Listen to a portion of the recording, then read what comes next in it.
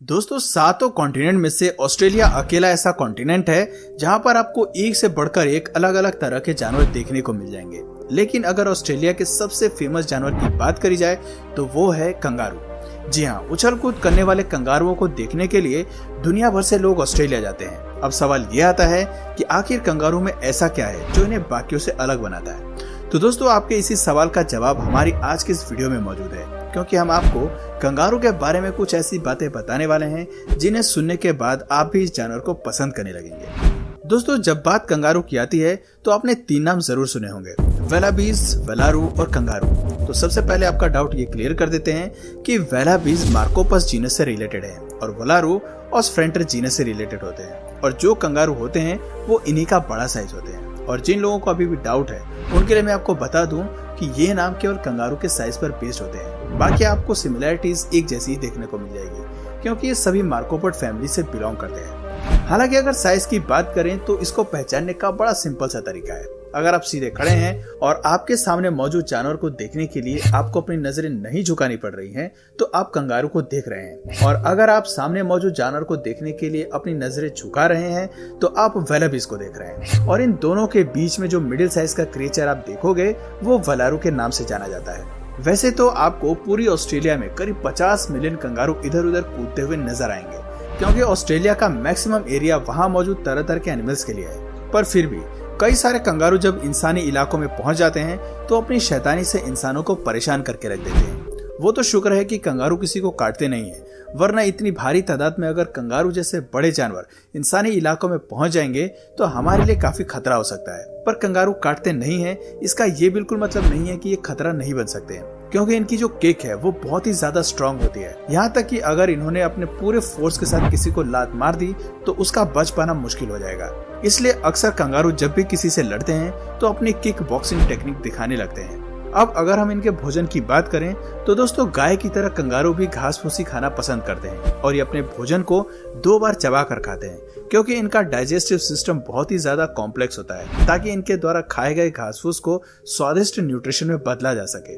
अब हमने कंगारू की फैमिली, ज्योग्राफी और इनके डाइट हर चीज के बारे में जान लिया, लेकिन अगर हम इनकी सबसे इंटरेस्टिंग चीज की बात करें तो वो है हॉपिंग। क्योंकि आपने ज्यादा से ज्यादा मेंढक और खरगोश को उछलते हुए देखा होगा, लेकिन विश्वास मानिए उनकी छलांग कंगारू के उछलने के तरीके के सामने कुछ भी नहीं है।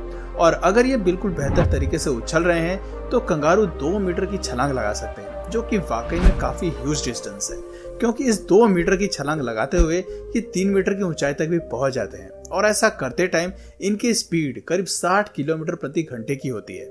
और दोस्तों, इनकी हॉपिंग बिल्कुल भी नॉर्मल नहीं होती है, क्योंकि जब कंगारू उछलकर आगे की तरफ बढ़ते हैं तो ये एनर्जी को कंजर्व करते हैं, यानी कि ऐसे टिश्यू जो मसल्स को बोन के साथ कनेक्ट करते हैं वो स्प्रिंग की तरह काम करते हैं। ऐसे में जब कंगारू उछलते हैं तो इनके टेंडन्स पर दबाव पड़ता है और वो दबाव स्प्रिंग की तरह होता है। जहां ये जितनी जोर से अपने टेंडन्स पर दबाव देते हैं उतनी ज्यादा ऊपर की तरफ उछलते हैं। इस पूरे प्रोसेस में कंगारू चाहे जितनी भी तेज क्यों ना उछले, इनकी उतनी ज्यादा एनर्जी नहीं लगती। और कंगारू को उछलने में सबसे ज्यादा मदद तो उसकी पूंछ ही करती है, क्योंकि इनकी मोटी सी और लंबी पूंछ इनकी बॉडी में बैलेंस को बनाए रखने के लिए बहुत ही ज्यादा जरूरी है। आप ये समझ लीजिए कि इनकी पूंछ भी इनके तीसरे पैर की तरह होती है, जो उन्हें उछलने में मदद करती है।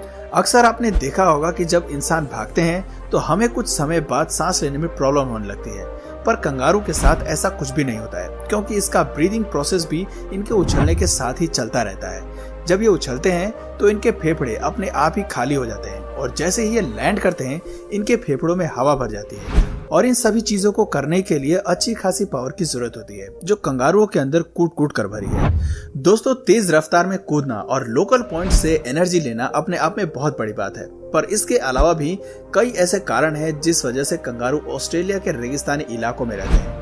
बहुत कम ही ऐसे बड़े साइज के मैमल्स होते हैं जो इस तरह के एनवायरनमेंट में सरवाइव कर पाते हैं। ऐसे में हम आपको पहले भी बता चुके हैं कि मार्कोपोड की फैमिली में सबसे ज्यादा पावरफुल कंगारू ही होते हैं। लेकिन अगर हम इनमें भी सबसे बड़े कंगारू की बात करें तो रेड कंगारू सबसे ज्यादा बड़े होते हैं, जहां इनकी हाइट 2 मीटर लंबी हो सकती है।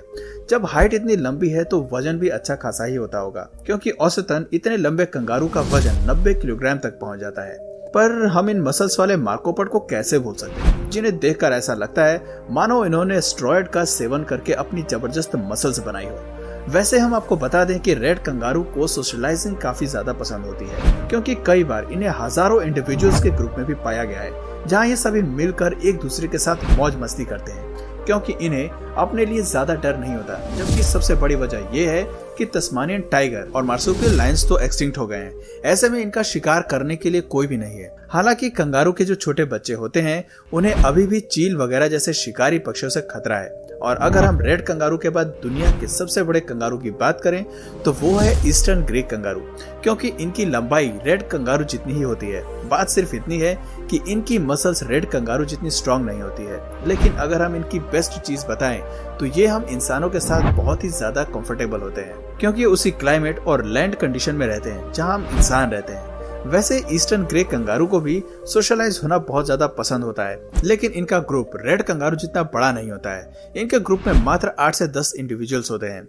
वैसे दोस्तों, अगर हम प्रीडेटर्स की बात करें तो ईस्टर्न ग्रे कंगारू को भी किसी का खतरा नहीं है, इसलिए ये थोड़े फियरलेस होते हैं। और ये भी एक बहुत बड़ा कारण है कि ये कंगारू काफी सोशल होते हैं, क्योंकि अगर आप कंगारुओं की दूसरी प्रजातियों पर जाएंगे तो ऐसा हो सकता है कि उनमें से कोई आप पर गुस्सा करके अपने हाथ पैर चलाने लगे, लेकिन ईस्टर्न ग्रे कंगारू के अंदर किसी भी नेचुरल प्रेडेटर का डर नहीं होता है। चलिए अब आते हैं वालाबी पर, क्योंकि कंगारू के परिवार के ये सबसे छोटे सदस्य हैं और जिसे आप अभी देख रहे हैं ये स्वैम्प वालाबी है। और इनका ये नाम इसलिए नहीं पड़ा क्योंकि ये दलदल में रहते हैं, बल्कि इनकी स्मेल थोड़ी बहुत वैसी ही होती है और इसी वजह से इन्हें स्टिंकर नाम का निकनेम मिला है। वैसे मैं आपको ये जरूर बताना चाहूंगा कि दुनिया में कई सारी वालाबीज की प्रजातियां हैं, जिनमें से कुछ आपको ऑस्ट्रेलिया के बाहर भी देखने को मिल जाएंगे, फिर चाहे वो हवाई हो, फ्रांस हो या फिर न्यूजीलैंड। उसके अलावा ये यूके में भी पाए जाते हैं। अब आप खुद ही सोचिए कि भला किसे पता था कि वालाबी इस तरह पूरी दुनिया में फैले होंगे।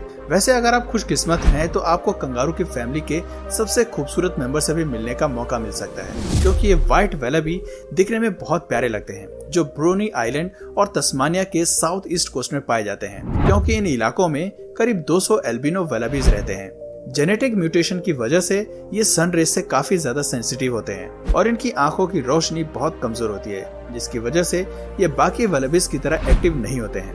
वो तो खुशकिस्मती से जहाँ ये रहते हैं वहाँ पर इन्हें किसी भी तरह का नेचुरल प्रेडेटर से कोई खतरा नहीं है, वरना इनकी वीकनेस की वजह से इनकी जो पॉपुलेशन 200 के आसपास है वो अब तक केवल 2 और 3 तक ही सीमित रहती है। अब दोस्तों, कंगारू चाहे जैसे भी हों, ये सभी अपने बच्चों को पाउच में रखते हैं और इनके बर्थ देने का तरीका भी बिल्कुल एक जैसा ही है, क्योंकि इनकी प्रेगनेंसी के 1 महीने बाद मादा कंगारू बिना बालों वाले ब्लाइंड बेबी को जन्म देती है, जो बहुत ही ज्यादा छोटे होते हैं। इनका वजन मात्र 1 ग्राम का होता है, लेकिन अपने छोटे साइज के बावजूद कंगारू को ये छोटे से बच्चे अपनी सेंस ऑफ स्मेलिंग से अपनी माँ के पाउच में प्रवेश करते हैं और फिर उसके बाद ये 1 ग्राम के बच्चे इतनी जल्दी पाउच के अंदर ग्रो करते हैं कि कुछ ही महीनों में ये हेल्दी कंगारू के रूप में दिखने को मिलेंगे।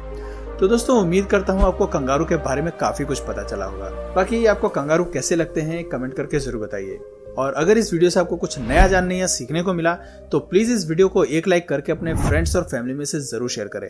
और यदि आप इस चैनल पर नए हैं तो प्लीज इस चैनल को सब्सक्राइब करके बेल नोटिफिकेशन आइकन को ऑन कर लीजिए, ताकि हमारे आने वाले वीडियोस आप मिस ना करें। मिलते हैं फिर किसी वीडियो में नए टॉपिक के साथ, तब तक के लिए नमस्कार।